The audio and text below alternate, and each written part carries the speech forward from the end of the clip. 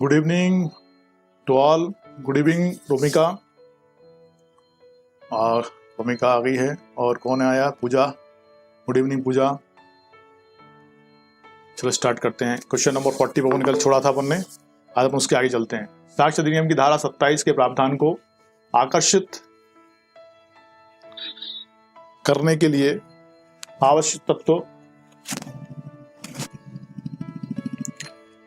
आवश्यक तत्व क्या नहीं है, बताइए। व्यक्ति को किसी अपराध का अभियुक्त होना चाहिए, पुरुष या महिला होना चाहिए, उसके द्वारा सूचना दी जानी चाहिए, उस सूचना के परिणाम स्वरूप तथ्य की बरामदगी होनी चाहिए। अपन ने कल आंसर दे दिया आसाना। Good evening. Give the right answer. Time starts now.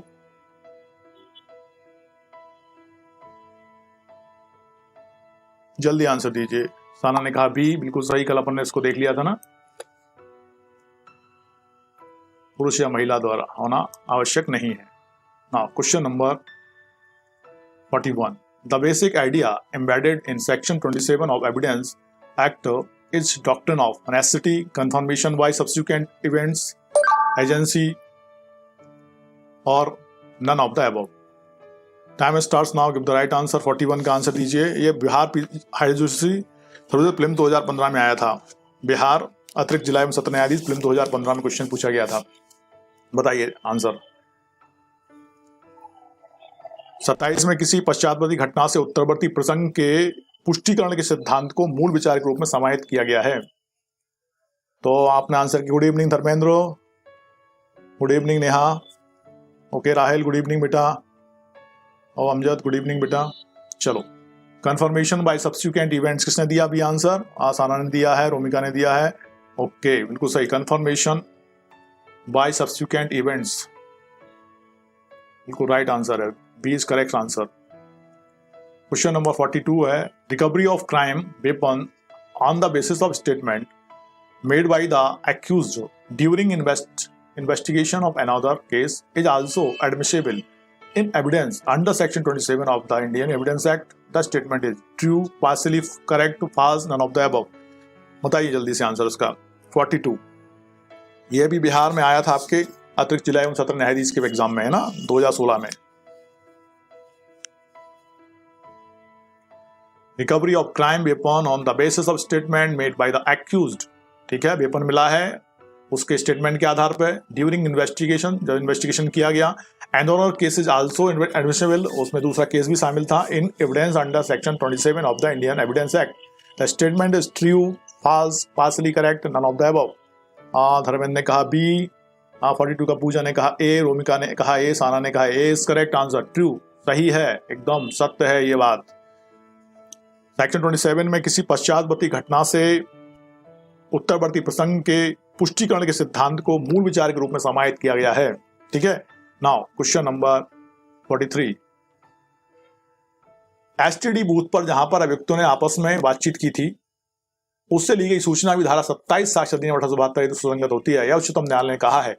RM. Malkani बनाम महाराष्ट्र राज्य में, मध्य प्रदेश राज्य बनाम कृपाराम 2013, 2003, 12 SCC 175 में, SC बाहरी बनाम बिहार राज्य AIR 1994, अबूथागिर बनाम राज्य AIR 2009। आइडिया है तो बताइए जल्दी आंसर इसका। 43 का इस केस में कहा था उत्तराखंड PCI जूनियर प्रीलिम्स 2016 में क्वेश्चन पूछा गया था। और किसने आंसर दिया इसका? 43 का आंसर दीजिए फास्ट। 43 का ए कहा है किसने? साना ने। और रुका भी क्या नहीं? 43 का ए। नो बेटा, 43 का ए नहीं है, डी है।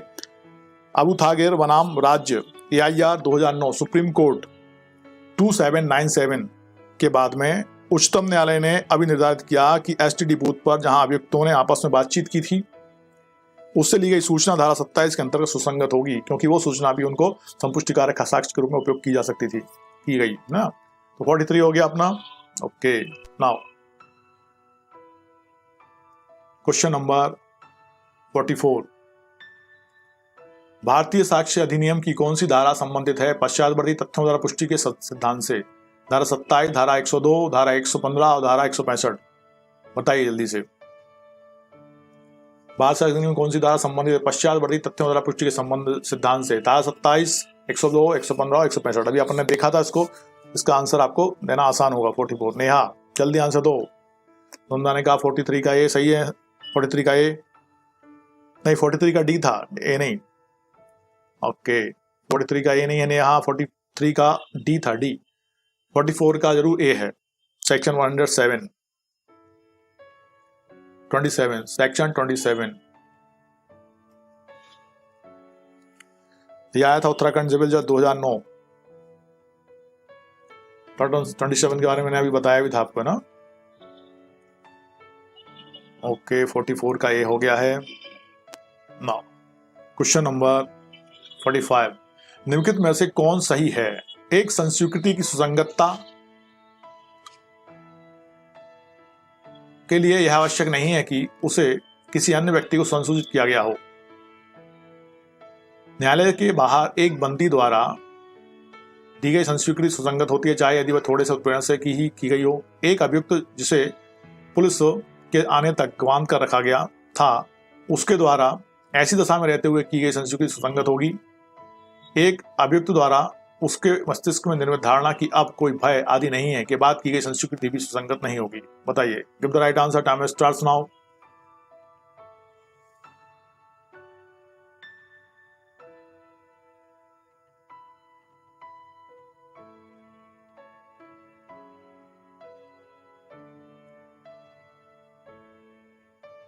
फोर्टी फाइव का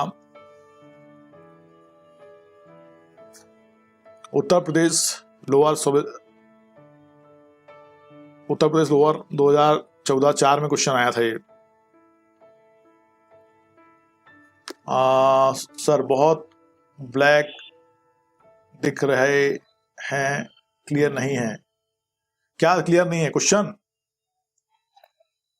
रोमिका ने 45 का कहा बी, 45 का ए। आंसर किसने कहा है? रोमिका ने, बिल्कुल सही है, ए इज करेक्ट आंसर। एक संस्वीकृति की सुसंगतता के लिए आवश्यक नहीं है कि उसे अन्य व्यक्ति को संशोधित किया गया हो। ए आंसर इज करेक्ट। सर दिख नहीं रहा हमको। अरे क्यों नहीं दिख रहा भाई? बारीक है इसलिए, छोटा हो गया इसलिए। ओके अपन इसको भी बड़ा करेंगे ना, कोशिश करते हैं ना।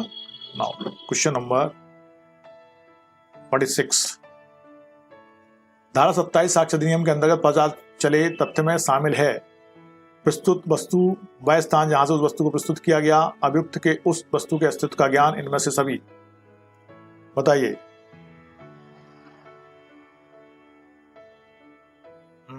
अब तो दिख रहा है, वो क्वेश्चन छोटा बड़ा था इसलिए दिख रहा हुआ। धारा 27 साक्ष्य अधिनियम के अंतर्गत पता चले तथ्य में शामिल है प्रस्तुत वस्तु वह स्थान जहां से उस वस्तु को प्रस्तुत किया गया, अभियुक्त के उस वस्तु के अस्तित्व का ज्ञान, इनमें से सभी। बताइए जल्दी से answer. Question number 46, Madhya Pradesh विजय 2017, धारा 27 साक्ष्य अधिनियम के अंतर्गत पता चले तथ्य में शामिल है प्रस्तुत वस्तु है वह स्थान जहां से उस वस्तु को प्रस्तुत किया गया, अभियुक्त के उस वस्तु के अस्तित्व का ज्ञान, इनमें से सभी। 46 का डी आंसर दिया है रोमिका ने और बिल्कुल सही है। ओके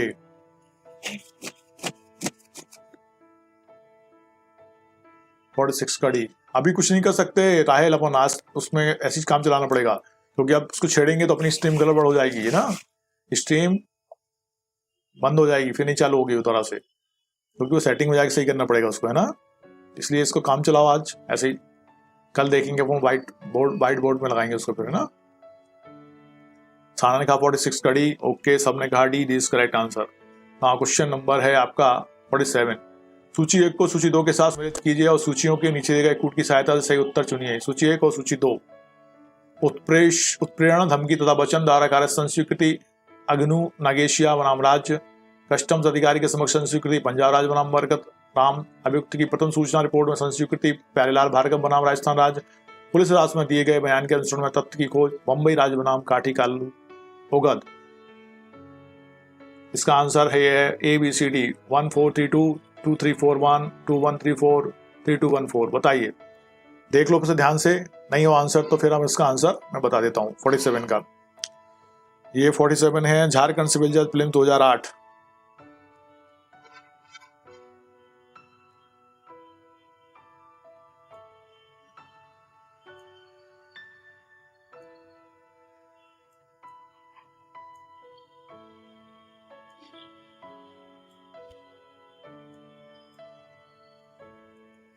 को अपन ऐसे देखेंगे 3, 2, ये तो 3 है ना, 3, 2, 1 एंड 4, ठीक है। 3, 2, 1, 4, राइट आंसर क्या है? सी, नहीं डी है answer, D answer is correct. 3, 2, ये वाला 3, 2, 1, 4 इज करेक्ट आंसर। इसको अपन देखने के लिए अपन वापस चलते हैं वहां पे और हम देखते हैं 3, 2, 1, 4। 3 मतलब उत्प्रेरण, धमकी तथा वचन द्वारा कार्य संस्वीकृति, प्यारेलाल भार्गव बनाम राजस्थान राज्य से संबंधित है, ठीक है। ये वहां पे ही कस्टम्स अधिकारी के समक्ष संस्वीकृति जो है वो आपके पंजाब राज्य बनाम बरकत राम से संबंधित है। और अभियुक्त की प्रथम सूचना रिपोर्ट में संस्वीकृति जो है आपकी वन से संबंधित है, मतलब आपका अग्नु नागेशिया बनाम राज्य। और पुलिस हिरासत में दिए गए बयान के अनुसरण में तथ्य जो की खोज है मुंबई राज्य बनाम काटी कालू ओगद, ठीक है। तो 47, 3, 2, 1, 4 D answer is correct. Okay, now question number 48। निम्न वादों में से कौन सा संस्कृति से संबंधित नहीं है? निम्न वादों में से कौन सा संस्कृति से संबंधित नहीं है?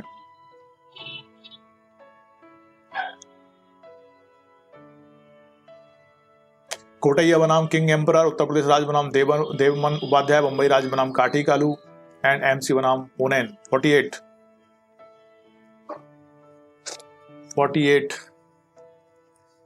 यूपी लोअर प्रीलिम्स 2002, कौन सा केस संस्कृति संबंधित नहीं है? ओके,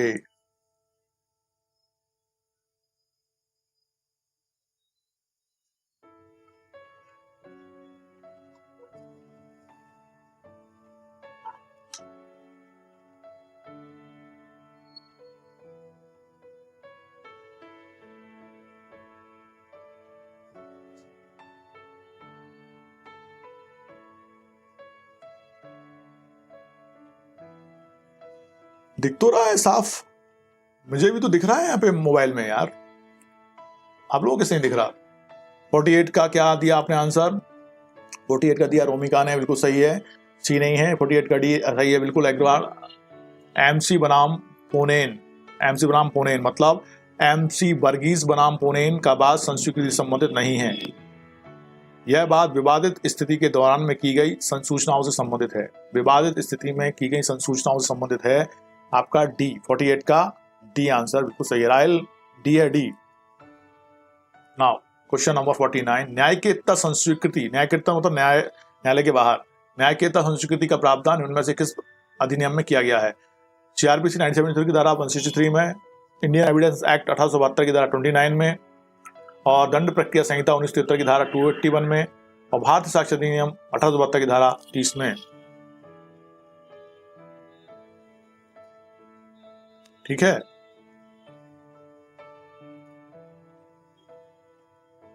ओके, बताइए आंसर 49 का।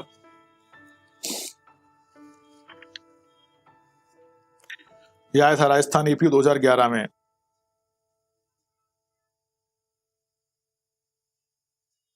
फोर्टी 49 का बी आंसर दिया है किसने? 49 का बी दे रहे हैं पूजा। नेहा ने कहा 49 का डी। नेहा 49 का डी नहीं है, बी आंसर इज करेक्ट। भारतीय साक्ष्य अधिनियम 1872 की धारा 29, इंडियन एविडेंस एक्ट 1872 की धारा 29 में न्यायिकता संस्वीकृति का प्रावधान किया गया है। तो वो कौन है? इंडियन एविडेंस एक्ट 1872 की धारा 29। इससे संबंधित प्रावधान के बारे में एक मिनट बताता हूं। न्यायिकता संस्वीकृति का तात्पर्य ऐसी संस्कृति से है जो न्यायालय के बाहर किसी व्यक्ति से की गई है। ऐसी संस्कृतियों पर भारतीय साक्ष्य अधिनियम की धारा 29 के नियम प्रभावी होते हैं, जिसमें उपबंध किया गया है कि अन्यथा सुसंगत संस्कृति को गुप्त रखने के बजाय गुप्त रखने के वचन आदि के कारण विसंगत नहीं माना जाएगा, ठीक है। और धारा 30 के अंतर्गत यह सह अभियुक्त की संस्कृति से संबंधित है। सीआरपीसी की धारा 163 स्वीकृति प्राप्त किए जाने में उत्प्रेरणा न दिए जाने से संबंधित है। और धारा 281 अभियुक्त की परीक्षा का अभिलेख बनाए जाने से संबंधित है। Now question number 50। अब आता है क्वेश्चन नंबर 50 हमारा। जब अभियुक्त की संस्वीकृति दंड प्रक्रिया संहिता की धारा 164 में निहित रीति से रिकॉर्ड नहीं की गई है, मजिस्ट्रेट का मौखिक साक्ष्य यह सिद्ध करने के लिए कि इस प्रकार संस्वीकृति की गई है ग्राह्य नहीं है, यह अभी निर्धारित किया गया है। उत्तर प्रदेश राज्य बनाम सिंघाड़ा सिंह में, राजस्थान राज्य बनाम रहमान में, अमीनी बनाम केरल राज्य में, धनंजय रेड्डी बनाम कर्नाटक राज्य में। Give the right answer, time starts now 50। Uttarakhand PCS junior prelims 2009 में क्वेश्चन पूछा गया था।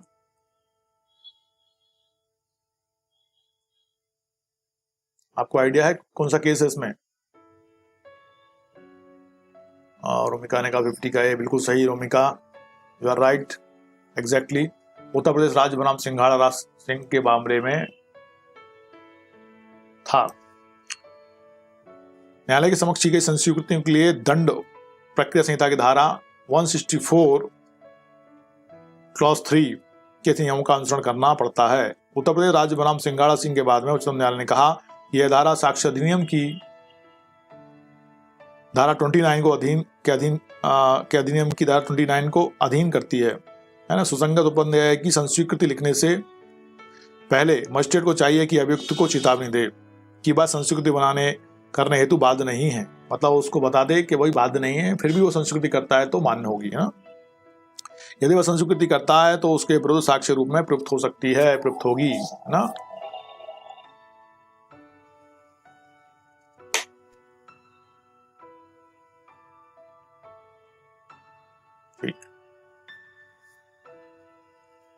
नाउ क्वेश्चन नंबर 50 का आंसर दिया, 50 की 58 तो आया नहीं रहा है अभी, 50 का चल रहा था क्वेश्चन तो ना। हाँ, क्वेश्चन नंबर 51। जब कोई संस्वीकृति सुसंगत हो तो भी किन परिस्थितियों में यह असंगत हो जाएगी? जब इसे गुप्त रखने के वचन के अंतर्गत किया गया था, जब संस्वीकृति करने वाला व्यक्ति शराब के नशे में था, जब यह ऐसे प्रश्नों के उत्तर में की गई थी जिनका उत्तर देना अभियुक्त के लिए आवश्यक नहीं था, उपरोक्त में से कोई भी नहीं। सुसंगत हो तो भी किन परिस्थितियों में यह असंगत हो जाएगी, बताइए। 51 मध्य प्रदेश एपीओ 2008 में क्वेश्चन पूछा गया था।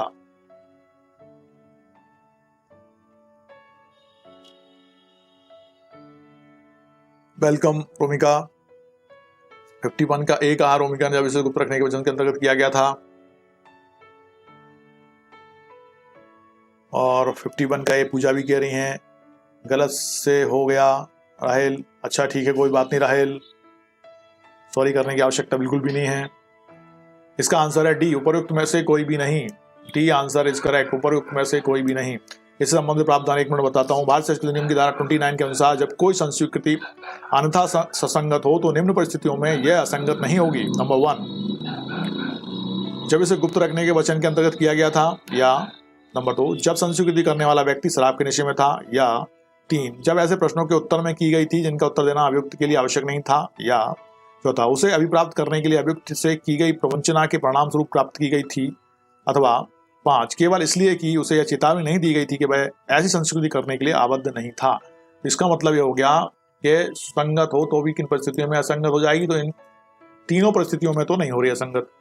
जब इसे गुप्त रखने के वचन के अंतर्गत किया गया था, ऐसे कर सकते हैं। जब संस्कृति करने वाला व्यक्ति शराब के नशे था, तब भी वो मान्य है। जब ऐसे प्रश्न को उत्तर में की गई जिनका उत्तर देना अभियुक्त के लिए आवश्यक नहीं था, वो भी मान्य है। तो ये इसमें से डी आंसर हो जाएगा सही। ओके, ध्यान रखें। हाँ, क्वेश्चन नंबर 52 आ जाता है हमारा। गुप्त रखने के वचन के अधीन या उसे प्राप्त करने के लिए की गई प्रवंचना के परिणाम स्वरूप इस बात की जानकारी दिए बिना कि संस्कृति का साक्ष्य के रूप में उपयोग किया जाएगा सुसंगत है। सेक्शन 24 में, 27, 28 में, धारा 25 में, 29 में। The right answer, time start now. 52।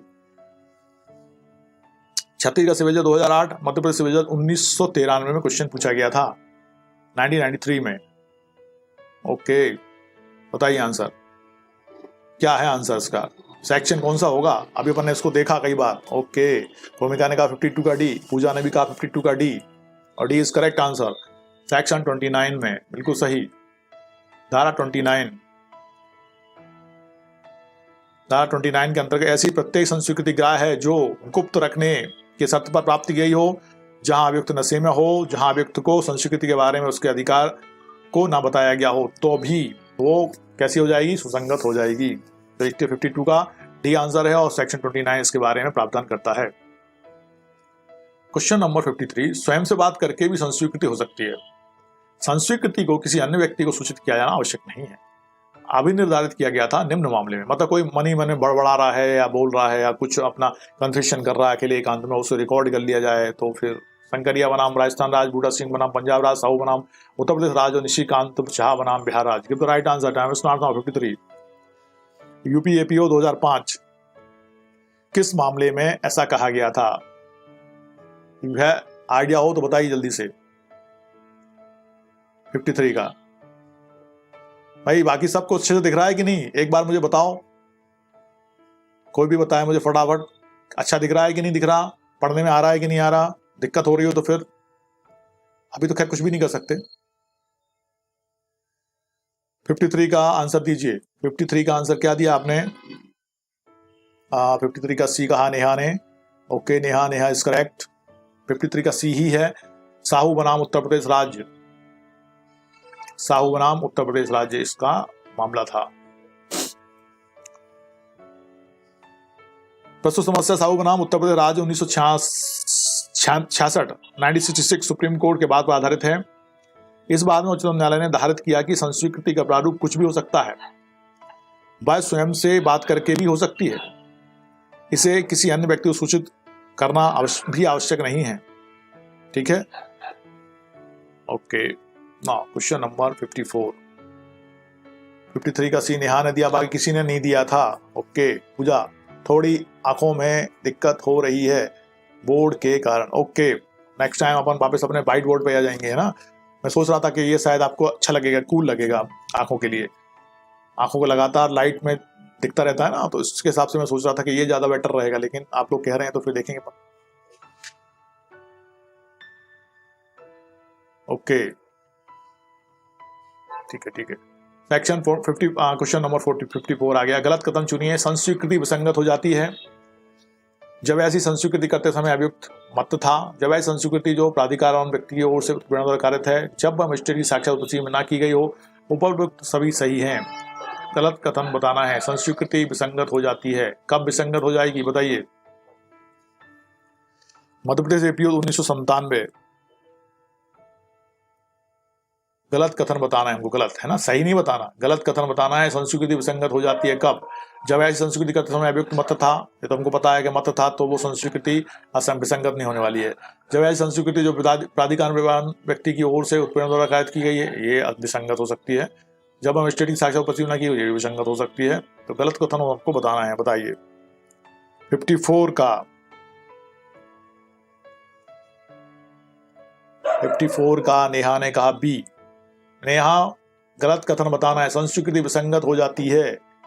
54 का डी कहा उपरोक्त में से सभी सही है? नहीं, डी भी नहीं है बेटा। राइट आंसर है जब ऐसी संस्वीकृति करते समय अभियुक्त मत था, ये गलत कथन है। संस्वीकृति विसंगत हो जाती पूछ रहा है, वो विसंगत कहाँ हो रही है? यदि मत भी है और वो संस्वीकृति कर रहा है तो वो सुसंगत है। यहाँ पे गलत कथन बताना है हमको। तो यह हो गया अभियुक्त मत था, और वो क्या हो रहा है? संस्कृति में अभियुक्त मत था, तो संस्कृति विसंगत हो जाती है? नहीं, सुसंगत है, इसलिए ये आंसर इज करेक्ट। 55 आ जाता है हमारा। प्रलोभन धमकी या वचन से पैदा हुए मन पर प्रभाव के दूर हो जाने के पश्चात की गई संस्वीकृति सेक्शन 28, 24, 29 और 30 में सुसंगत है। बताइए किसमें सुसंगत है? यूपी लोअर प्रीलिम्स 2003 में क्वेश्चन पूछा गया था। राहिल खान, क्वेश्चन को इंडिकेट करो बेटा, कौन किस क्वेश्चन का आंसर दे रहे हैं आप?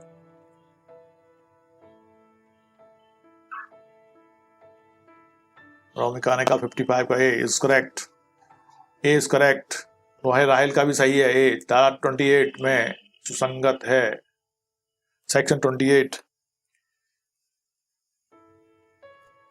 अधिनियम की धारा 28 के अनुसार प्रेरणा, प्रलोभन, धमकी या वचन से पैदा हुए मन पर प्रभाव के पूर्णतः दूर हो जाने के पश्चात की गई संस्वीकृति सुसंगत होती है। बिल्कुल सही, सेक्शन 28 कहता है इसके बारे में। अब आता है क्वेश्चन नंबर 56। अन्वेषण अधिकारी द्वारा साक्षी के परीक्षण में विलंब अपने आप में अभियोजन के वृत्तांत को संदेहास्पद नहीं बनाता है। अन्वेषण अधिकारी से विलंब से परीक्षण के बारे में प्रश्न किया जाना चाहिए। यह निम्नलिखित किस बात में निर्धारित किया गया था? ठीक है, इन्वेस्टिगेशन ऑफिसर विलंब हो जाता है इन्वेस्टिगेशन करने में, इसका मतलब ये नहीं कि संदेह है, तो यहाँ पे उससे उस क्वेश्चन किया जा सकता है, किया जाना चाहिए। ऐसा किसमें निर्धारित किया था? उत्तर प्रदेश राज्य बनाम सतीश, मेगा सिंह बनाम हरियाणा राज्य, एनसीटी दिल्ली राज्य बनाम रविकांत शर्मा, बालाकृष्ण बनाम उड़ीसा राज्य। Give the right answer, time starts now. 56 Uttarakhand PCA junior prelims 2012। 56 का आंसर भी नहीं आया है।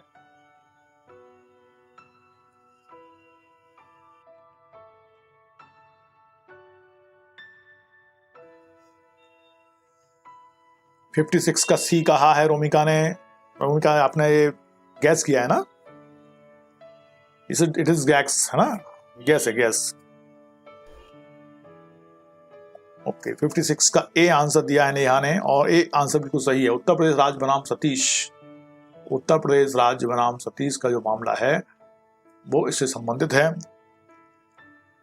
उत्तर प्रदेश राज्य बनाम सतीश, AIR 2005।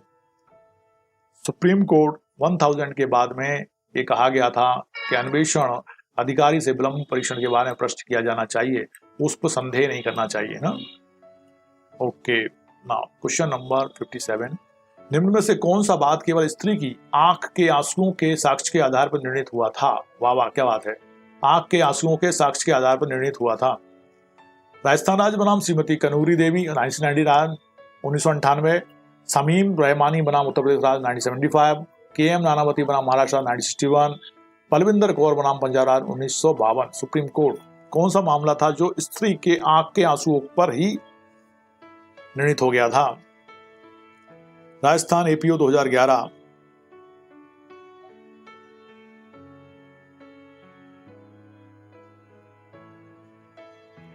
फिफ्टी 57 का ओके, पूजा सिंह ने कहा डी और नेहा ने भी कहा डी। ओके, रोमिका कह रही सी। Yes, D answer is correct. Balwinder Kaur बनाम पंजाब राज्य 1952।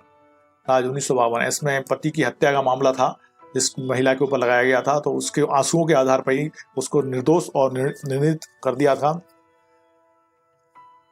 हत्या एवं साक्ष्य को छुपाने का अभियोग उस पर लगाया गया था, किंतु न्यायालय ने उसे दोनों ही आरोपों से बरी कर दिया गया था। यह आंख के आंसुओं के साक्ष्य के आधार पर निर्णित हुआ था। बताइए कितना शानदार है। 58 बलविंदर कौर बनाम पंजाब राज्य निम्नलिखित में से किससे संबंधित है? संस्वीकृति, मृत्युकालिक कथन, लेखा पुस्तकों की प्रविष्टि, निर्णयों की सुसंगति। 58 उत्तराखंड पीसीए जूनियर प्रीलिम्स 2012 और यूपी सिविल 2006 में पूछा गया था। किस पे आधारित है? बलविंदर कौर बनाम राज्य निम्नलिखित में से किससे संबंधित है? संस्वीकृति, मृत्युकालिक कथन, लेखा पुस्तकों की प्रविष्टियां, निर्णयों की सुसंगति। भूमिका ने कहा 58 का ये बिल्कुल सही। A is correct answer. Nice, A is correct answer. 58 का डी नहीं है पूजा, ए है। A is correct answer. संस्वीकृति से संबंधित है। बलविंदर कौर बनाम पंजाब राज्य 1952 का बाद संस्वीकृति संबंधित है, और इस मामले में सर्वोच्च न्यायालय ने प्रीवी काउंसिल द्वारा पकाला नारायण स्वामी के मामले में दी गई संस्वीकृति की परिभाषा को स्वीकार कर उसका अनुसरण किया था।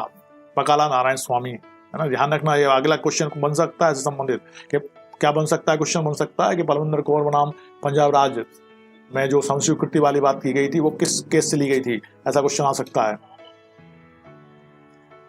क्वेश्चन नंबर 59 न्यायिकता संस्वीकृति का अर्थ है वह संस्वीकृति जो न्यायालय में मजिस्ट्रेट के समक्ष की गई है, पुलिस अधिकारी से की गई है, डॉक्टर से की गई है, उपरोक्त में से कोई नहीं। बताइए 59।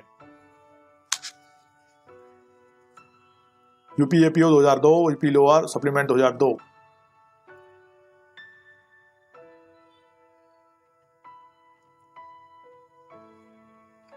यहां पे क्या होगा आंसर? 59 का आंसर बताइए।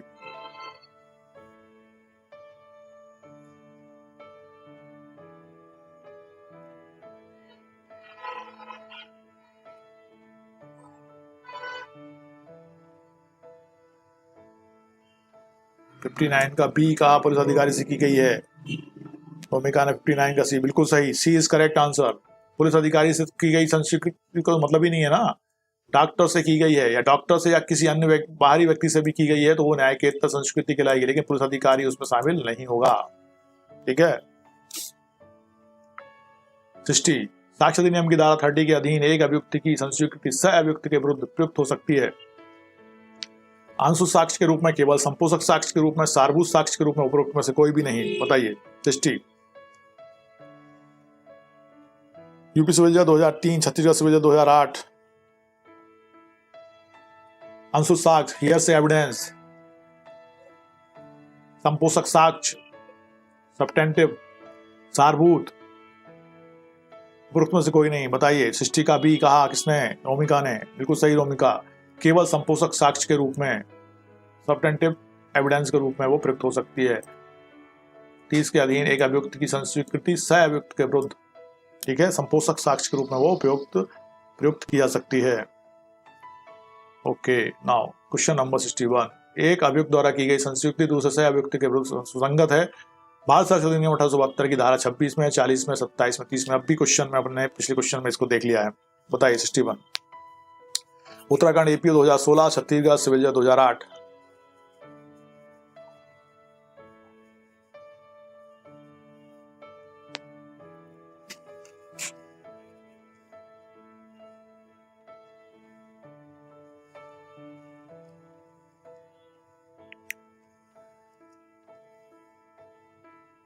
सिक्सटी वन का डी बिल्कुल सही।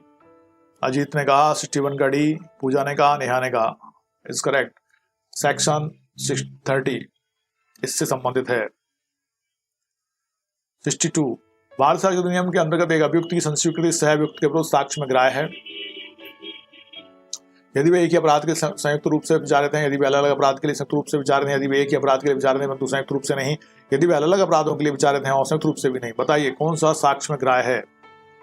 62 मध्य प्रदेश सिविल जज 2016। 62 का आंसर दीजिए फास्ट।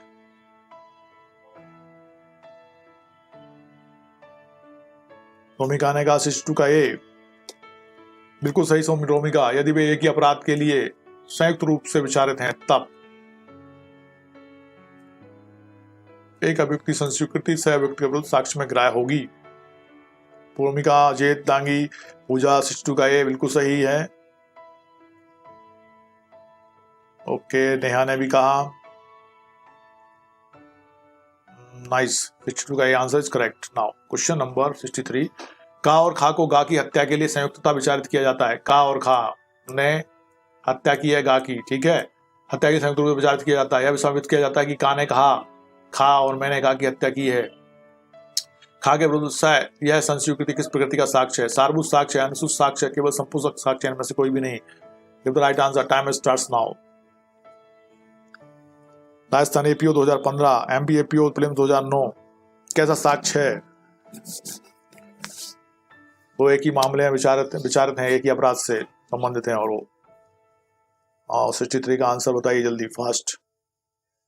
ओके, केवल संपोषक साक्ष्य, बिल्कुल सब्सटेंटिव एविडेंस के रूप में वो ग्राह्य होगी। खा के विरुद्ध संस्वीकृति किस प्रकृति का साक्ष्य है? केवल संपोषक साक्ष्य के रूप में ये होगा। नेहा ने कहा और भूमिका ने। बाकी सबके क्वेश्चन के आंसर बड़ी धीरे धीरे आ रहे हैं, क्या बात है भाई? पूजा 63 का भी।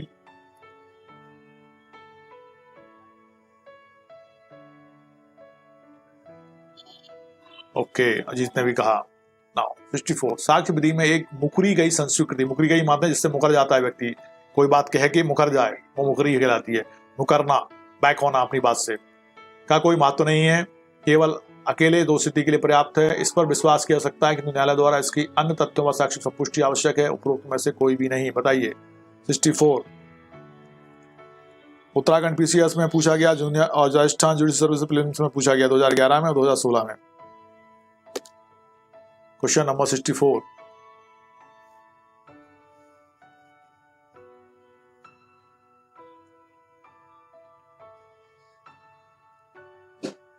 का C is correct answer Romika.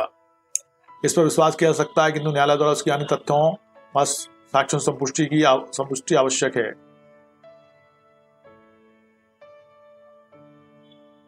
बिल्कुल सही। इस पर विश्वास किया जा सकता है किंतु न्यायालय द्वारा इसकी अन्य तथ्यों व साक्ष्यों से संपुष्टि आवश्यक है। 64 का ए नहीं है पूजा। नेहा का कोई महत्व नहीं है, नहीं। साक्ष्य विधि में एक मुकरी संस्कृति का भी महत्व है। क्यों मुकर गया? उसको देखा जाएगा, किंतु न्यायालय उसकी अन्य तथ्यों साक्ष्य संपुष्टि आवश्यक है। संपुष्टि कर लेंगे तो फिर देख लेंगे, समझ में आ गया कि मुकरा क्यों है। Okay 65 a confession which is firstly made by accused but after some time goes back and denies it is called extrajudicial confession, judicial confession, retracted confession or truncated confession।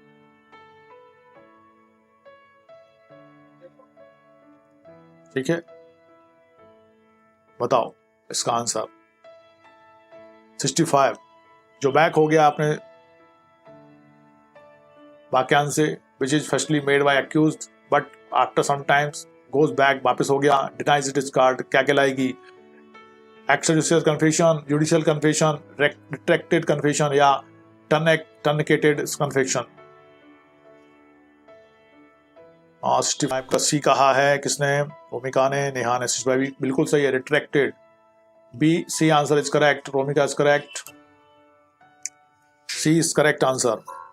65 जब व्यक्ति किसी अपराध के संबंध संस्वीकृति का कर लेता है और बाद में उससे मुकर जाता है तो उसे मुकरी हुई संस्वीकृति या रिट्रैक्टेड कन्फेशन कहा जाता है। C answer is correct, retracted confession, yes.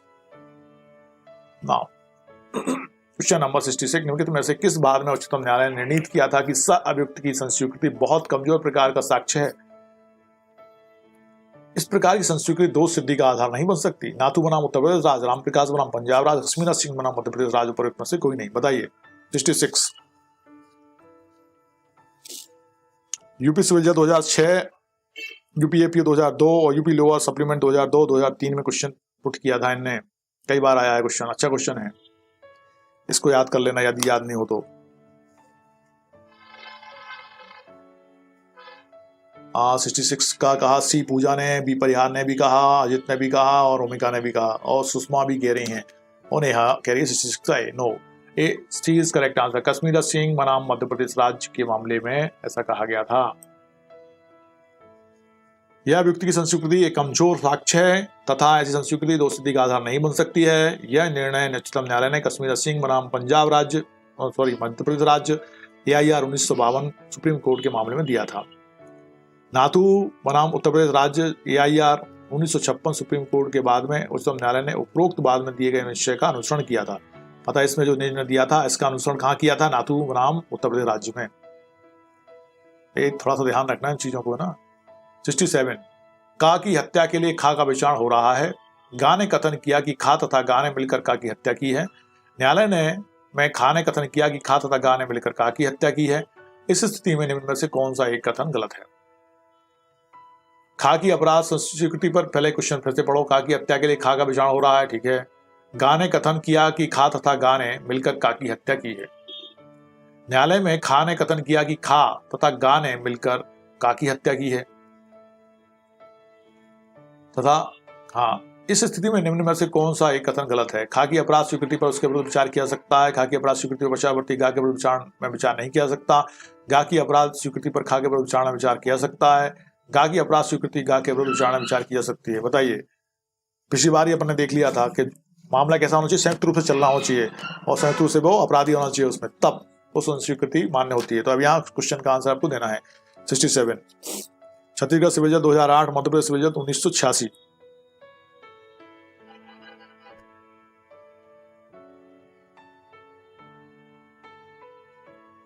आपने 67 का दिया है आंसर।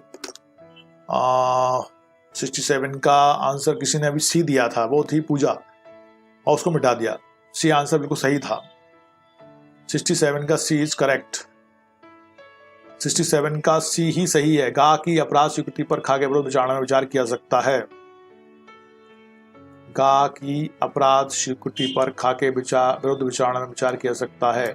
क्यों किया सकता है? क्योंकि खा तथा गा ने मिलकर का की हत्या की है। गा ने कथन किया कि खा तथा गा ने मिलकर का की हत्या की है और का की हत्या के लिए खा का विचारण हो रहा था। भाई किसका विचारण हो रहा है? खा का विचारण हो रहा है। गा ने कथन किया है कि खा तथा गा ने मिलकर का की हत्या की है। अब गा की अपराध स्वीकृति पर खा के विरुद्ध विचारण में विचार किया सकता है, इसलिए आंसर सी हो जाएगा। बाकी खा की अपराध स्वीकृति पर उसके विरुद्ध विचार किया सकता है। खा की अपराध स्वीकृति पश्चावर्ती गा के विरुद्ध विचार नहीं किया सकता। गा की अपराध स्वीकृति गा के विरुद्ध विचार, यहाँ पे सी आंसर बिल्कुल सही है। धारा 30 के उपबंधों के अनुसार गा की अपराध स्वीकृति पर खा के विचारणा में विचार नहीं किया जा सकता है, क्योंकि गा और खा का संयुक्त विचार नहीं हो रहा है। दृष्टांत खा, इसका दृष्टांत खा क्या है? खा है दृष्टांत इसका।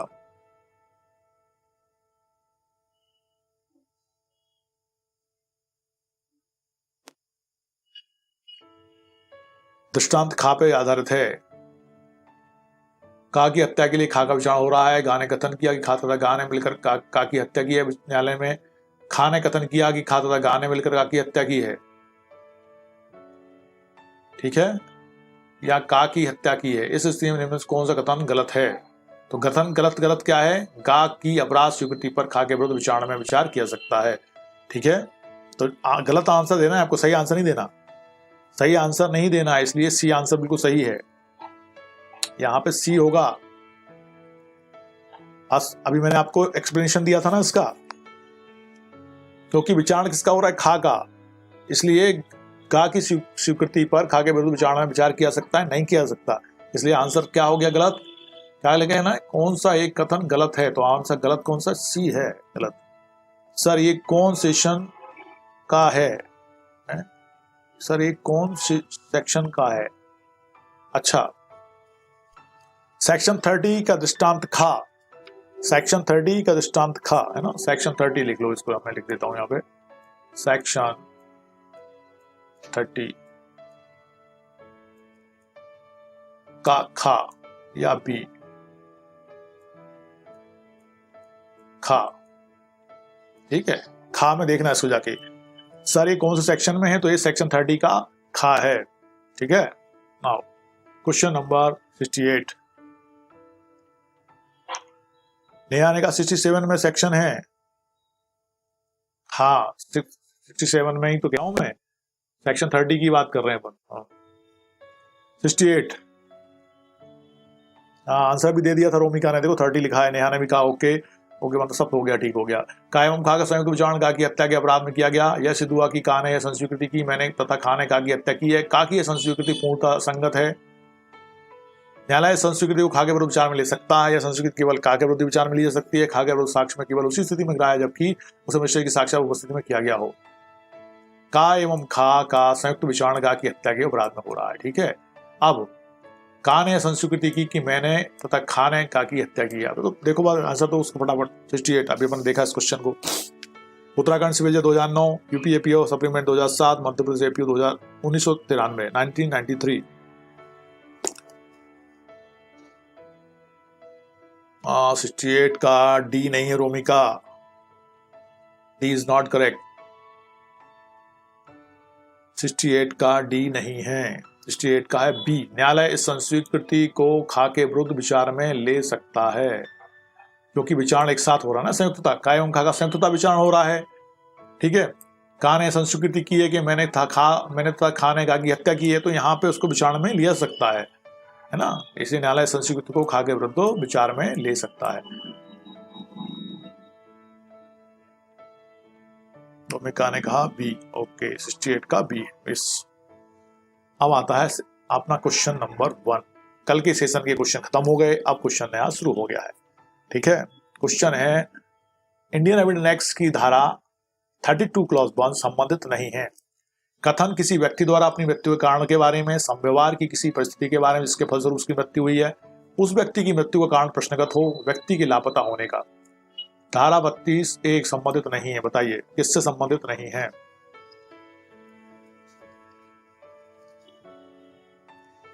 राजस्थान एपीओ 2015 में क्वेश्चन पूछा गया था।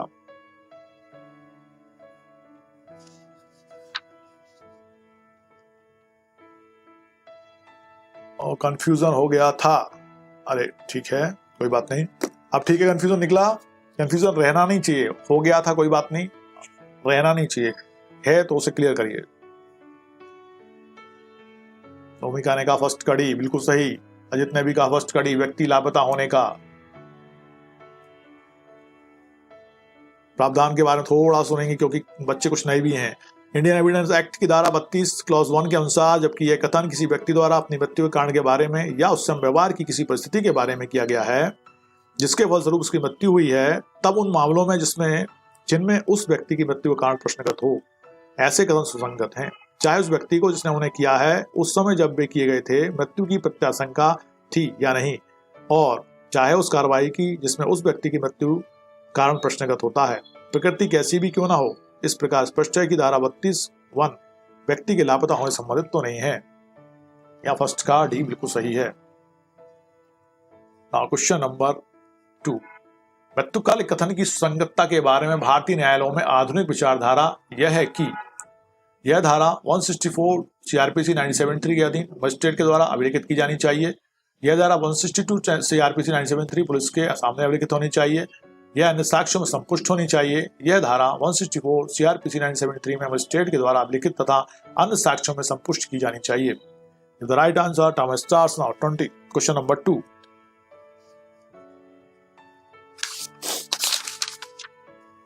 Rajasthan APO 2011, Bihar PCS junior prelims 2009।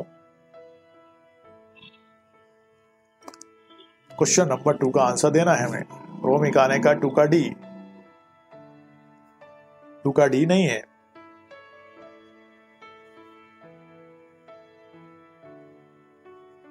To का डी नहीं है Neha. D is not correct. Right answer is C. यह अन्य साक्ष्यों से संपुष्ट होनी चाहिए, इतना ही पर्याप्त है। जो मृत्युकालिक कथन है, मृत्युकालिक कथन की असंगतता के बारे में भारतीय न्यायालयों में आधुनिक विचारधारा यह है कि अन्य साक्ष्यों से संपुष्ट होनी चाहिए। ये कहाँ कहा गया था? मुथकुट्टी बनाम राज्य AIR 2006 सुप्रीम कोर्ट 1473 के निर्णय में यह बात कही गई थी कि अन्य साक्ष्यों से संपुष्ट होना आवश्यक है। इसलिए 2 का आंसर सी होगा।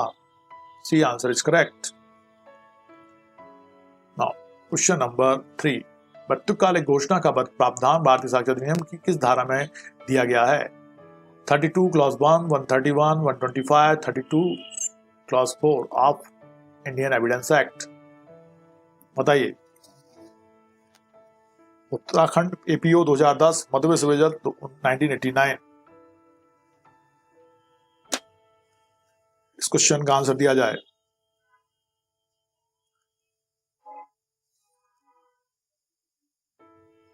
रोमिका ने कहा 3 का बी। बिल्कुल सही रोमिका। सेक्शन 32 क्लॉज 1 इससे संबंधित प्रावधान करता है, मृत्युवान घोषणा का प्रावधान।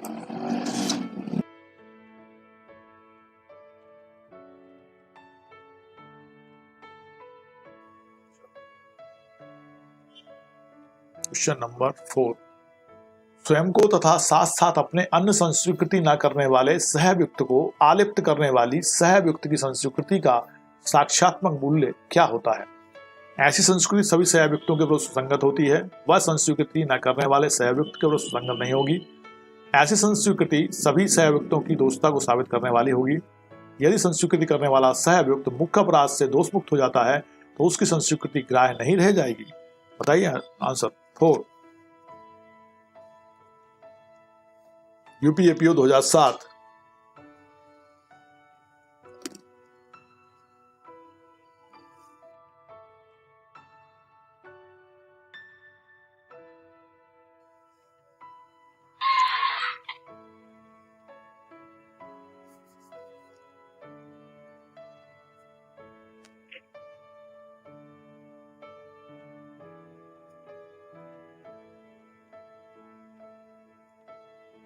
फोर का ए। पूजा ने कहा, भूमिका ने कहा, okay is correct answer. A is correct answer. ऐसी संस्वीकृति सभी सहअभियुक्तों के विरुद्ध सुसंगत होती है। बिल्कुल सही आंसर। सहअभियुक्त की संस्वीकृति साक्षात मूल्य क्या होगा? इसका मूल्य होगा कि वो सबके विरुद्ध एक सा प्रभाव रखेगी और सब पे उसका प्रभाव पड़ेगा और सबके सुसंगत हो जाएगी वो। बिल्कुल सही। 4 का ए है। A, not D not B. Neha, Narendra, 4 का ए है बेटा।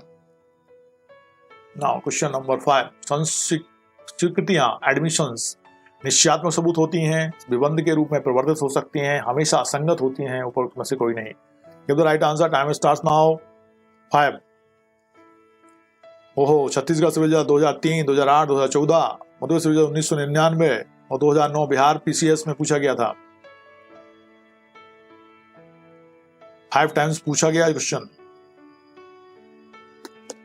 स्वीकृतियां एडमिशंस निश्चयात्मक होती हैं, विबंध के रूप में प्रवर्तित हो सकती हैं, हमेशा असंगत होती हैं, ऊपर में कोई नहीं। 5 का बी कहा, किसने? ओके, अजय त्यागी ने कहा 5 का बी, और रोमिका ने भी कहा 5 का बी, और बी इज करेक्ट आंसर। विबंध के रूप में प्रवर्तित हो सकते हैं। विबंध मतलब स्टॉपवॉल, जब कोई व्यक्ति किसी व्यक्ति को कुछ करने के लिए अपनी बात कहता है और दूसरा व्यक्ति उसके आधार पर आगे काम बढ़ जाता है, और फिर तो पीछे पहले वाले व्यक्ति को वापस नहीं होने दिया जाएगा, वो विबंध का सिद्धांत है, स्टॉपल का सिद्धांत। हाँ, वेरी इंपॉर्टेंट, यस, विबंध के रूप में प्रवर्तित हो सकती है। Estoppel is very important, yes Sana. Okay, now question number 6, स्वीकृति क्या है? निर्णायक सबूत है, विबंध है। निर्णायक सबूत नहीं है लेकिन विबंध के तौर पर काम कर सकती है। कबूलनामे का एक रूप है। कितना नजदीक है बताइए आंसर। 6, छत्तीसगढ़ सर्वेक्षण 2016।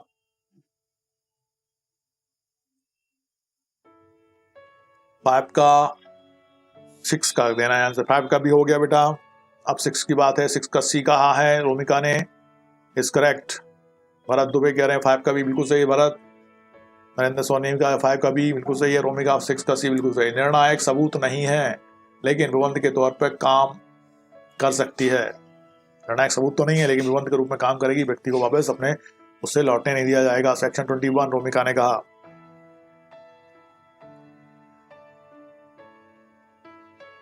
सेक्शन 21 नहीं है, सेक्शन 31 है यार। सेक्शन 31, सेक्शन 31 के अनुसार स्वीकृतियां निश्चय सबूत नहीं है किंतु विबंध कर सकती हैं, अर्थात विबंध के रूप में प्रवर्तित हो सकती हैं। May operate as a estoppels. Section 31 not 21, ठीक है, सही करो उसके। क्वेश्चन नंबर 7, निम्न में से कौन सा सही नहीं है? धारा 32 में व्यक्ति का कथन सुसंगत होगा यदि वह मर गया है, यदि वह मिल नहीं सकता, यदि वह साक्ष्य देने में असमर्थ हो गया है, यदि वह अपना कथन देने हेतु आना नहीं चाहता। कौन सा सही है, कौन सा सही नहीं है बताना है ना। 32, क्वेश्चन नंबर 7, राजस्थान जेएलओ 2014। कौन सा कथन सही नहीं है? धारा 32 व्यक्ति का कथन सुसंगत होगा। कब सुसंगत होगा बताइए।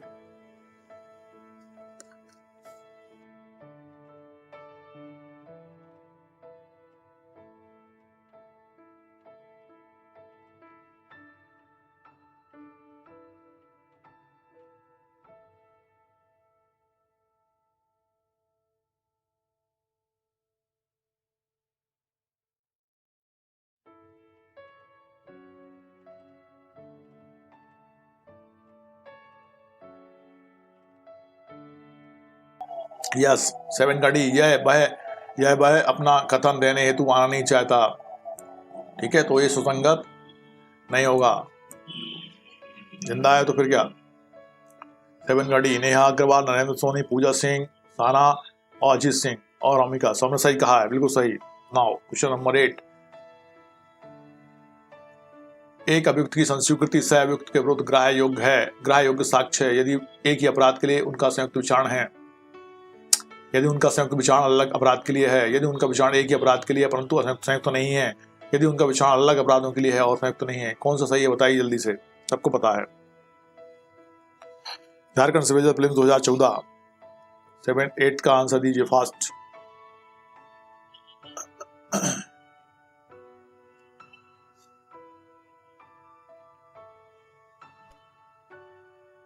एट का ये बिल्कुल सही। यदि वह एक ही अपराध के लिए उनका संयुक्त विचारण हो रहा है। नाइस। ओके, अजित तांगी ने भी कहा, नेहा ने भी कहा, लगभग सब कह रहे हैं, पूजा भी कह रही है, बिल्कुल सही है। नाउ क्वेश्चन नंबर 9, आ और बा को सा की हत्या के लिए संयुक्तता विचारित किया जाता है। अभिकथित रूप से एक षड्यंत्र के अनुसरण में की गई हत्या के दीर्घकाल पश्चात अभिलिखित बा की संस्वीकृति साक्ष्य में ग्राह्य नहीं है। धारा 10 के अंतर्गत साक्ष्य में ग्राह्य है, धारा 30 के अंतर्गत साक्ष्य में ग्राह्य है और धारा 10 एवं 30 के अंतर्गत साक्ष्य में ग्राह्य है।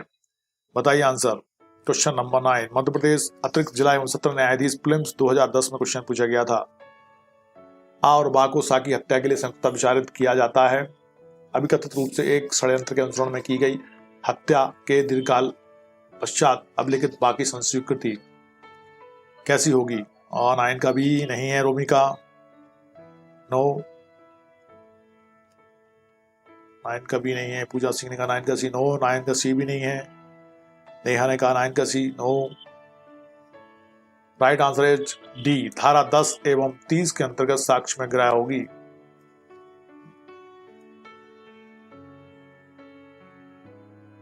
धारा 10 एवं 30 के अंतर्गत साक्ष्य में ग्राह्य होगी।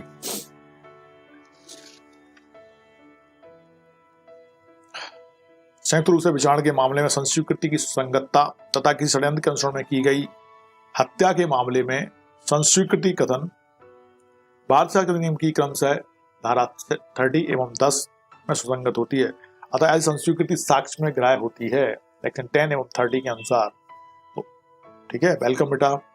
Now question number 10, under the provisions of Indian Evidence act admissions and confessions have the same meaning.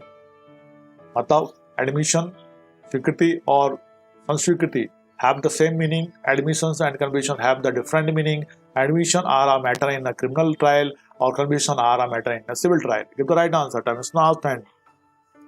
Question number 10 का आंसर दो। Bihar PCS junior prelim 1999। Okay Ajit Singh, okay Romika, thanks बोल रहे बेटा, वेलकम है। क्वेश्चन नंबर 10 का आंसर दो। स्वीकृति वह मौखिक या दस्तावेजी या इलेक्ट्रॉनिक रूप में अंतर्विष्ट कथन है जो किसी विवादित तथ्य या सुसंगत तथ्य के बारे में कोई अनुमान इंगित करता है। इससे संबंधित उपबंध धारा 17 से 23 तक में दिए गए हैं। संस्वीकृति एक ऐसा कथन है जिसमें अपराध को पूर्ण रूप से स्वीकार कर लिया जाता है या कम से कम अपराध से संबंधित करीब करीब सभी तत्व स्वीकार कर लिए जाते हैं। इससे संबंधित उपबंध धारा 24 से 30 तक में दिए गए हैं। ठीक है, इसलिए अपन क्या कह सकते हैं, अपन कह सकते हैं कि 10 का बी बिल्कुल सही है। Admission and confession have the different meaning. Have the different meaning. Okay, यहां एडमिशन जो है वो सेक्शन आपका 17 to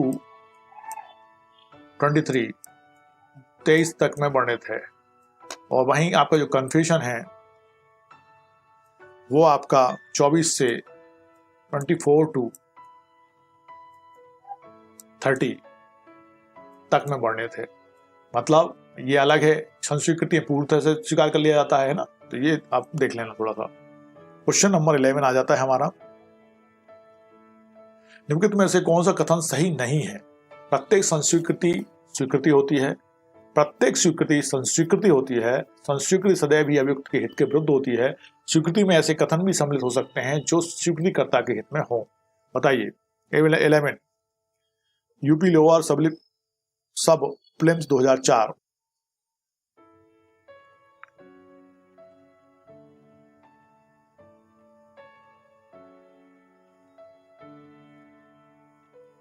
कन्फेशंस 24। हाँ ठीक।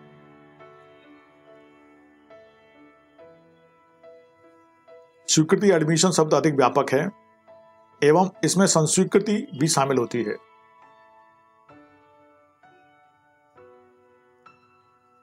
संस्कृति स्वीकृति का एक रूप है, अतः प्रत्येक संस्वीकृति स्वीकृति भी होती है, किंतु संस्वीकृति में प्रत्येक प्रकार की स्वीकृतियां शामिल नहीं होती हैं। अतः कथन की सभी स्वीकृतियां संस्वीकृतियां होती हैं, परंतु सभी संस्वीकृतियां स्वीकृतियां नहीं हो सकती हैं, असत्य है। ठीक है, इस कथन का विपरीत अर्थात सभी संस्वीकृतियां स्वीकृतियां होती हैं परंतु सभी स्वीकृतियां संस्वीकृतियां नहीं हो सकती हैं, सत्य कथन होगा। तो यहां आपने आंसर क्या दिया है, बी, और बिल्कुल सही है, क्योंकि यहां पे उसने क्या पूछा है, कौन सा कथन सही नहीं है। तो प्रत्येक स्वीकृति संस्वीकृति होती है, ये गलत है, जबकि प्रत्येक स्वीकृति संस्वीकृति नहीं होती है, ये होना चाहिए था। तो इन्होंने क्या लिखा है, प्रत्येक स्वीकृति, मतलब स्वीकृति बड़ा रूप है, स्वीकृति में संस्वीकृति शामिल है। ओके, स्वीकृति में संस्वीकृति शामिल है जैसा कि कहा, इसलिए बी आंसर। यहां पे जो क्या हो गया, कथन गलत हो गया बी। अब आता है क्वेश्चन नंबर 12। कथन सभी स्वीकृतियां संस्वीकृतियां होती हैं परंतु सभी संस्वीकृतियां स्वीकृतियां नहीं हो सकते हैं। असत्य है, सत्य है, अंशतः सत्य तथा अंशतः सत्य है, उपरोक्त में से कोई नहीं। कथन सभी स्वीकृतियां संस्वीकृतियां होती हैं परंतु सभी संस्वीकृतियां स्वीकृतियां नहीं हो सकती हैं। कथन असत्य है, सत्य है, अंशतः असत्य है, अंशतः सत्य? बताइए जल्दी से।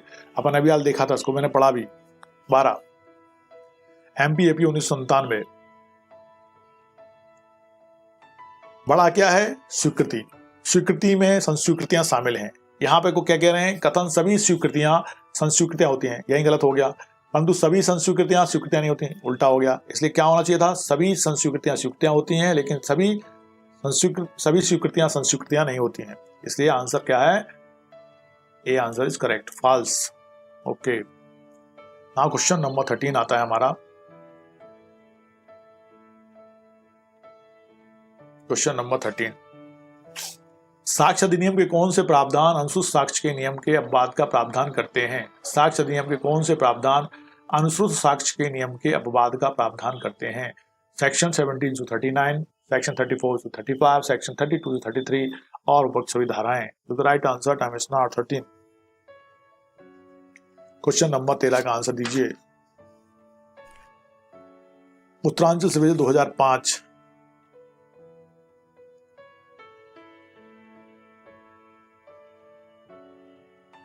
भूमिका ने कहा बी, मनोज कुमार सिंह कह रहे हैं ए। बेटा ए किसका आंसर दिया? क्वेश्चन को इंडिकेट करें मनोज। बी आंसर बिल्कुल सही। धाराएं 32 से 33, सेक्शन 32 से 33 इज करेक्ट। सेक्शन 32 से 33। भारतीय साक्ष्य अधिनियम की धाराएं 32 एवं 33 अनुश्रुत साक्ष्य मतलब हियर से एविडेंस के नियम का अपवाद है। इन दोनों धाराओं के अंतर्गत उन व्यक्तियों के कथन संबंधी प्रावधान हैं जिन्हें साक्ष्य में बुलाया नहीं जा सकता। सेक्शन 32 के अंतर्गत निम्नलिखित व्यक्तियों के कथन सुसंगत माने गए हैं जो कि मर गए हैं, मिल नहीं सकते, साक्ष्य देने में असमर्थ हैं या जिनकी उपस्थिति अत्यंत बेकारी है। वहीं सेक्शन 33 में यह उपबंध है कि जब कोई व्यक्ति किसी न्यायिक कार्रवाई के दौरान या विधि द्वारा प्राधिकृत व्यक्ति के समक्ष कथन करता है और उस कथन को सत्य मान लिया गया है, तो ऐसे कथन को पश्चातवर्ती मामले में उन्हीं पक्षकारों के बीच या उनके हित प्रतिनिधियों के बीच द्वारा मामले में या इस कार्रवाई के अगले प्रक्रम में सत्य स्वीकार कर लिया जाएगा। यदि व्यक्ति मर गया हो, उपलब्ध नहीं हो सकता अथवा साक्ष्य देने में असमर्थ है, या यदि वह विरोधी पक्षकार द्वारा रोक दिया गया हो या उसकी उपस्थिति अत्यंत बेकारी है। ठीक है, नाउ क्वेश्चन नंबर 14 आ गया है। अनुश्रुत साक्ष्य साक्ष्य नहीं है, निम्नलिखित में से कौन साक्ष्य के उपरोक्त नियम का एक अपवाद है? अनुश्रुत साक्ष्य साक्ष्य नहीं है, निम्नलिखित में से कौन सा साक्ष्य उपरोक्त नियम का एक अपवाद है? बताइए। Give the right answer. Section 14, 32, 27, 23। कौन सा इसका अपवाद है? कौन सा सेक्शन? अभी अपन ने देखा था ना, Uttarakhand PCA junior prelims 2008-11, UP APO supplement 2007, UP lower 2002। 14 का आंसर यस, बी सही है। हाँ ठीक है पूजा। नाउ रोमिका ने कहा 14 का सी बिल्कुल सही है, पूजा ने भी कहा और भी कह रहे हैं लोग। सेक्शन 32 मृत्युकालिक कथन के बारे में 14 सी है ना, डाइंग डिक्लेरेशन। ओके, व्यक्ति आ नहीं सकता, मर गया है या इतना बेकारी है उसको बुलाना, या अन्य किसी कारण से वो नहीं आ सकता है, तो भरत ने भी कहा और नेहा भी कह रही हैं। Okay, everybody is correct. Now question number 15 आ गया है। निम्नलिखित श्रुति साक्ष्य के नियम का अपवाद नहीं है। मृत्युकालिक घोषणा नहीं है बताना है, अपवाद नहीं है। मृत्युकालिक घोषणा, विशेषज्ञ की राय, रेस्ट जेस्टे, संस्वीकृति, क्या नहीं है अपवाद? बताइए। 15 मध्य प्रदेश सिविल 2010 में क्वेश्चन पूछा गया था।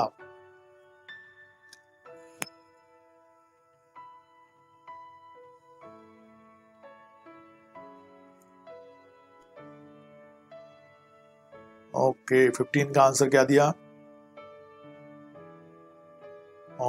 15 का आंसर दिया डी। रोमिका ने कहा 15 का D. D is not correct Romika. 15 का सी यस, विशेषज्ञ की राय इज करेक्ट। मृत्युकालिक घोषणा तो बाद हो जाएगा, रेजिडेंस से भी आपके बाद में आता है, संस्वीकृति भी अब बाद में आ जाती है। सेक्शन 4 के अनुसार रेजिडेंस आ जाता है, 32 क्लॉज 1 के अनुसार मृत्युकालिक घोषणा आ जाती है और विशेषज्ञ की राय इस नियम का अपवाद नहीं है।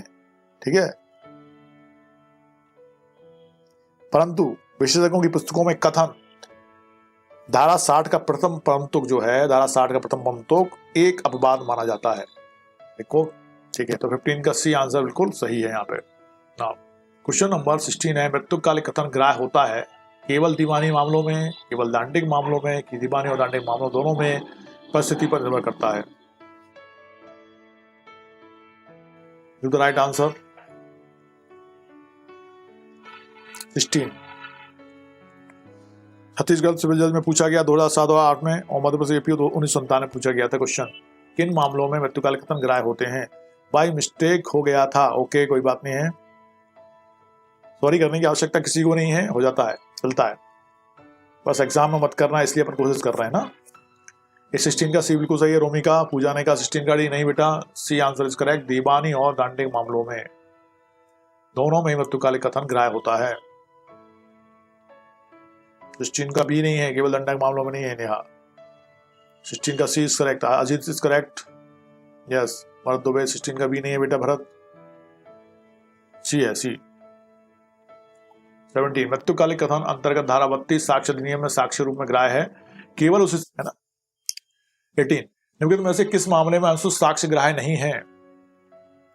संधियों में विशेषज्ञों के अभिव्यक्त कथन, यदि लेखक मृत हो गया, यदि खोजा ना जा सकता हो, जहां प्रत्यक्षदर्शी साक्षी ने तथ्य किसी अन्य व्यक्ति को बताए हैं, वहां उस व्यक्ति का कथन, यदि कथन एक मृत व्यक्ति का है जब यह उसकी मृत्यु के कारण संबंधित हो, यदि कथन विवादित संव्यवहार का एक भाग है, अंशुष साक्ष्य ग्राह्य नहीं है। कब ग्राह्य नहीं है बताइए?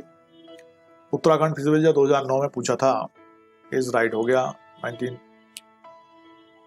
अंशुष साक्ष्य ग्राह्य नहीं है, कब ग्राह्य नहीं है?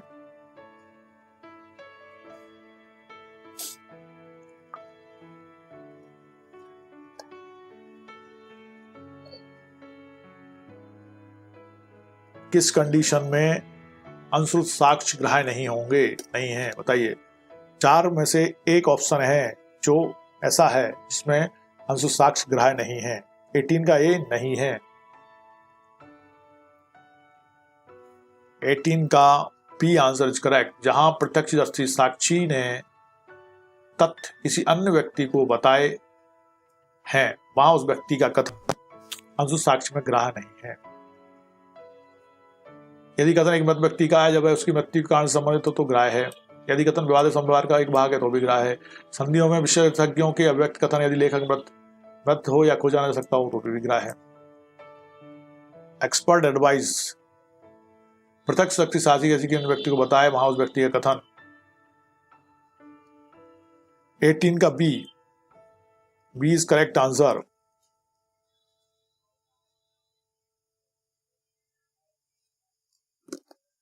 वेलकम। नाउ क्वेश्चन नंबर 19, उस व्यक्ति के द्वारा जो मर गया है या मिल नहीं सकता किया गया सुसंगत तथ्य का कथन सुसंगत है। ठीक है, वह व्यक्ति द्वारा जो मर गया है या मिल नहीं सकता किया गया सुसंगत तथ्य का कथन सुसंगत है, केवल व्यवहार मामलों में, केवल आपराधिक मामलों में, ना तो व्यवहार में और ना ही आपराधिक मामलों में, व्यवहार एवं अपराध दोनों ही मामलों में जो मर गया है या मिल नहीं सकता किया गया सुसंगत तथ्य का कथन सुसंगत है। बताइए। मध्य प्रदेश अतिरिक्त जिला एवं सत्र न्यायाधीश फिल्म 2015।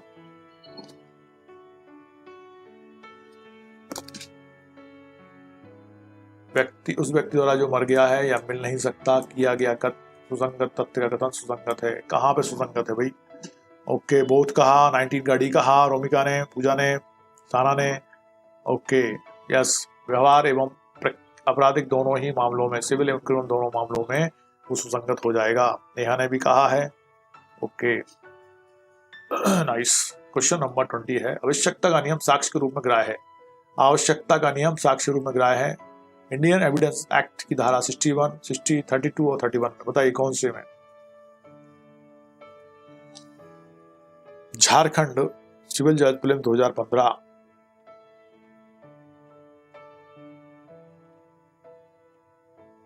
आवश्यकता का कथन कहां ग्राह्य है? 20 का आंसर अभी तक नहीं आया है। 20 का सी, भारत संविधान धारा 32 में, बिल्कुल सही। पूजा ने कहा exact, fast, very fast and right answer. Bharat संविधान की धारा 32 में।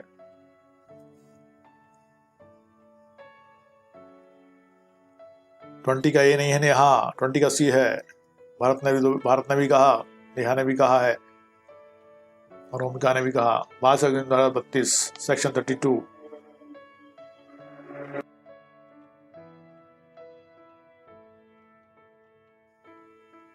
Question number 21।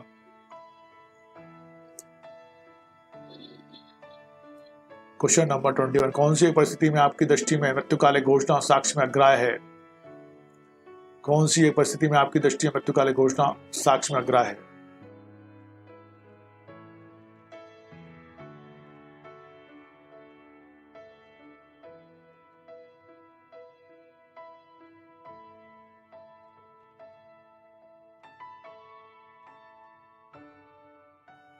कौन सी एक परिस्थिति में आपकी दृष्टि में मृत्युकालीन घोषणा साक्ष्य में अग्राह्य है?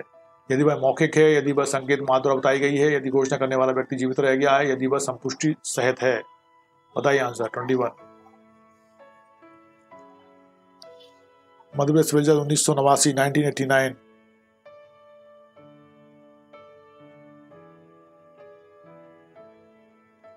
1989। का सी। नेहा ने कहा, मनोज ने भी कहा है, और भरत ने भी, और पूजा भी कह रही है, रोमिका भी कह रही है, और सारा ने भी कहा है। Very bad, very good, very fast and very good. यदि घोषणा करने वाला व्यक्ति जीवित रह गया है, यदि जीवित रह गया है तो मृत्युकालीन घोषणा कहाँ हुई है ना? ठीक है। 22, बादशाह के अधिनियम 1872 के कारोबार के अनुक्रम में की गई घोषणा ग्राह्य अनुमान्य है। धारा 32 क्लॉज 7 के अंतर्गत, धारा 32 क्लॉज 4 के अंतर्गत, धारा 32 क्लॉज 2 के अंतर्गत, धारा 32 क्लॉज 1 के अंतर्गत। बताइए। 22, उत्तराखंड पीसीए जूनियर प्रीलिम्स 2014 किस सेक्शन के अंतर्गत एक कारोबार के अनुक्रम में की गई घोषणा ग्राह्य है? और Romika.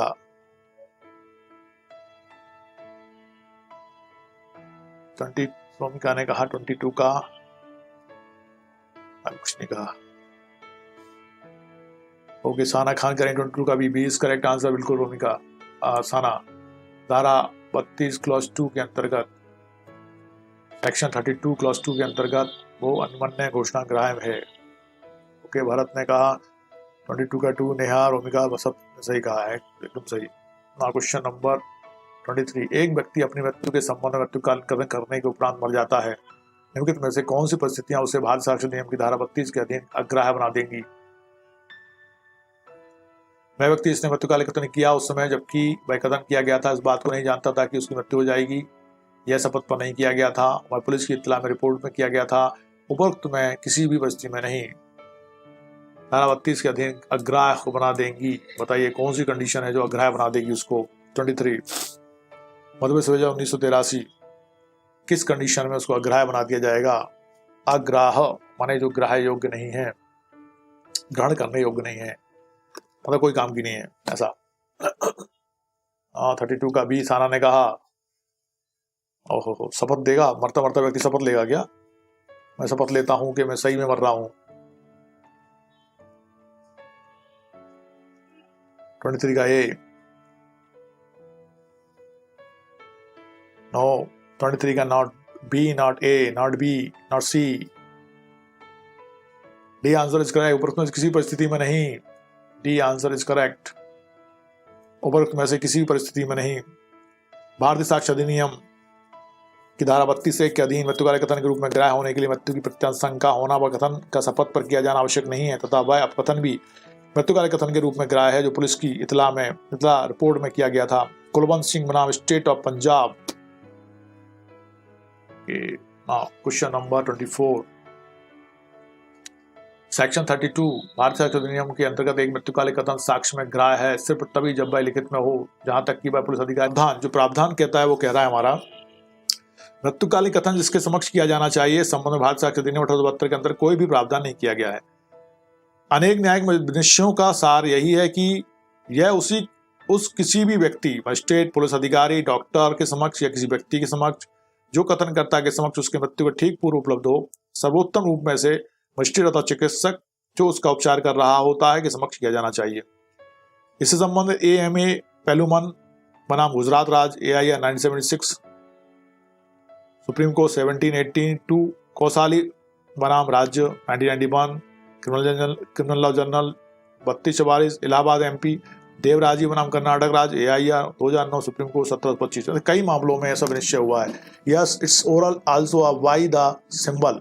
Yes yes yes sir, लिखित और मौखिक दोनों हो सकते हैं, लेकिन आवश्यक क्या है कि कोई ना कोई व्यक्ति वहां रहेगा, वो लिखने बैठेगा ये जरूरी नहीं है। तो पहले क्वेश्चन में अपन ने कहा था लिखित में ही होगा, तो वहां पे ऑप्शन के रूप में वहां यदि देखा जाए तो लिखित में ही सही था, लेकिन यहाँ पे अपन देखेंगे तो 4 ऑप्शन हैं, तो किसी के साथ भी हो सकता है। यहाँ पे भी हम देखें तो लिखित में इसलिए कह सकते हैं अपन क्योंकि बाकी तीनों 4 ऑप्शन में किसी के समक्ष भी हो सकता है।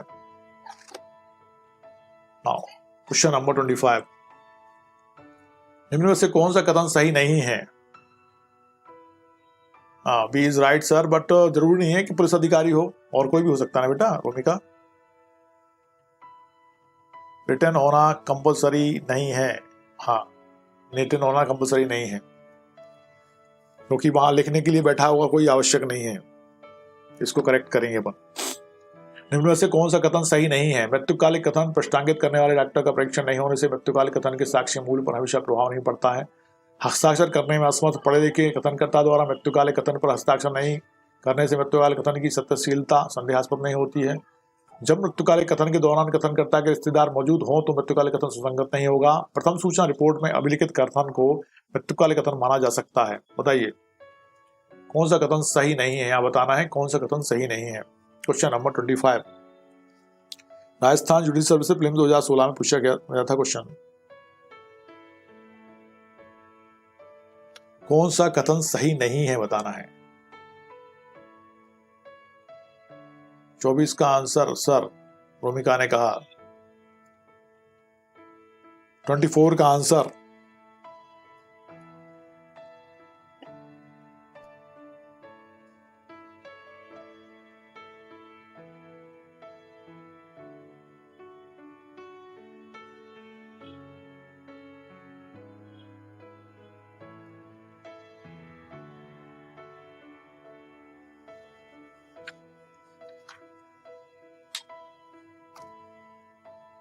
बी आंसर लिख लीजिए आपका 24 का बी। 24 का बी सही मान लो बी।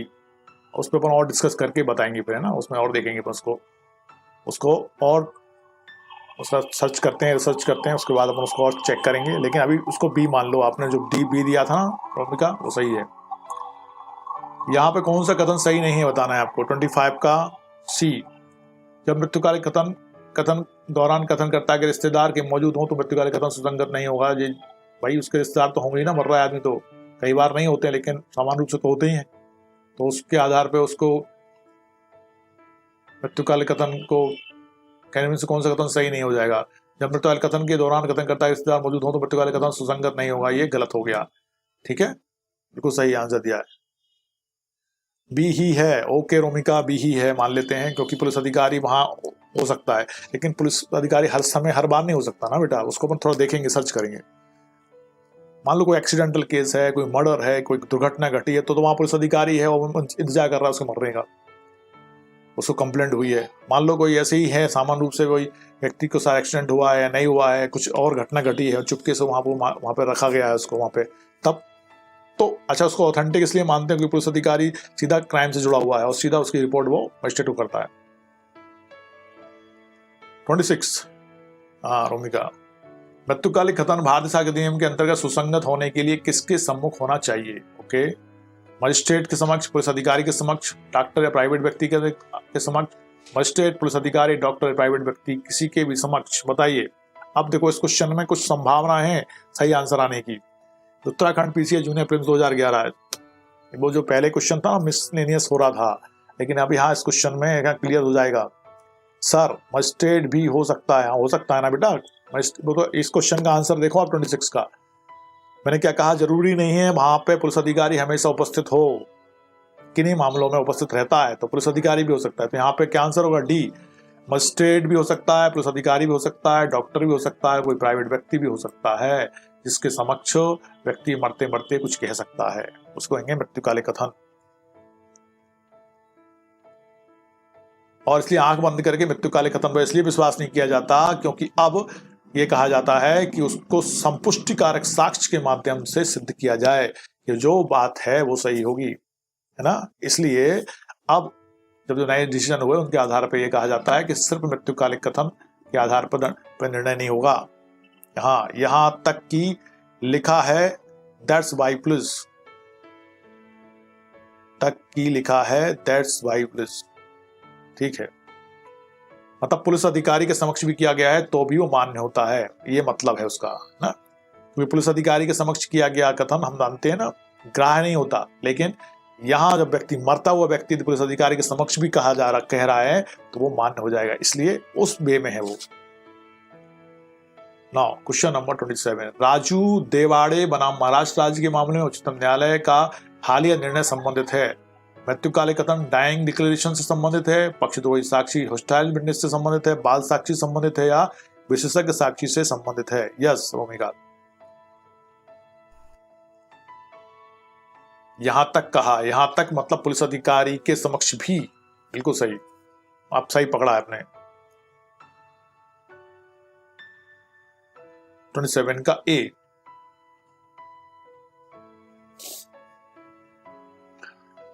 छत्तीसगढ़ सर्वे 2017 में पूछा गया था, बिल्कुल सही है। डाइंग डिक्लेरेशन संबंध है, राजू देवाड़े बना महाराष्ट्र राज्य 2016 सुप्रीम कोर्ट का जो वाद है, ये मृत्युकालिक कथन डाइंग डिक्लेरेशन संबंधित है। मृत्युकालिक कथन डाइंग डिक्लेरेशन से संबंधित है। कब का मामला है? 2016 का, 2016। यस। 28 कौशल राव बनाम मुंबई राज AIR 1958 सुप्रीम कोर्ट 22 का बाद साक्ष्य विधि के किस विषय संबंधित है? संस्वीकृति, स्वीकृति, मृत्युकालिक कथन, विवंश से, बताइए।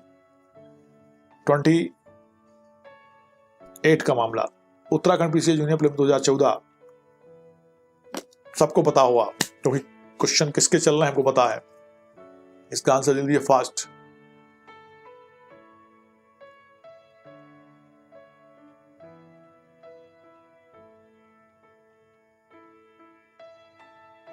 और 28 का सी कहा है, मृत्युकालिक कथन बिल्कुल सही है बेटा, डाइंग डिक्लेरेशन से संबंधित है। Now question number 29, second last question today stream. मृत्युकालीन घोषणा का प्रारूप है तत्वहीन, महत्वपूर्ण नहीं है, तत्विक, महत्वपूर्ण है, केवल लिखित में होना चाहिए, केवल मौखिक बोला जाना चाहिए, बताइए जल्दी से। मृत्युकालीन घोषणा का प्रारूप है तात्वहीन, महत्वपूर्ण नहीं है, तात्विक, महत्वपूर्ण है, केवल लिखित में होना चाहिए, केवल मौखिक बोला जाना चाहिए। Give the right answer. 29 Uttarakhand PCI junior prelim 2011। मृत्युकाल घोषणा का प्रारूप है तत्वहीन, महत्वपूर्ण नहीं है, बताइए।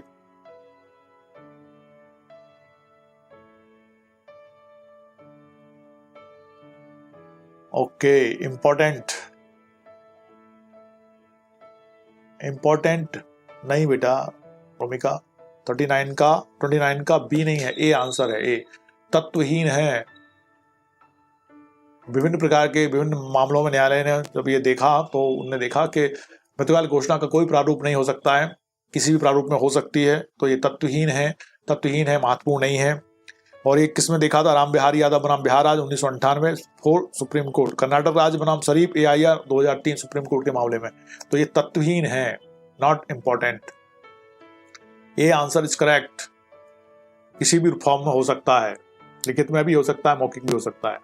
30 साक्ष्य की स्वीकार्यता से संबंधित अनिवार्य नियम किसमें शामिल है? साक्ष्य की स्वीकार्यता से संबंधित अनिवार्य नियम किसमें शामिल है? साक्ष्य कानून की धारा 31 में, साक्ष्य कानून की धारा 60 में, साक्ष्य कानून की धारा 32 में और साक्ष्य कानून की धारा 61 में। Give the right answer, time starts now. Bihar PCI junior 2016। Okay sir, thank you बेटा, वेलकम। ओके रोमिका, 30 का क्वेश्चन का आंसर दिया बी, साक्ष्य कानून की धारा 32। आओ अब कल मिलेंगे, मंडे को मिलेंगे अपन। अभी सेक्शन आगे आप पढ़ लेना, 100 तक सेक्शन आप कंप्लीट कर लेंगे, है ना, उसके एविडेंस के। और अपना स्वास्थ्य का ध्यान रखते हुए पढ़ाई करेंगे।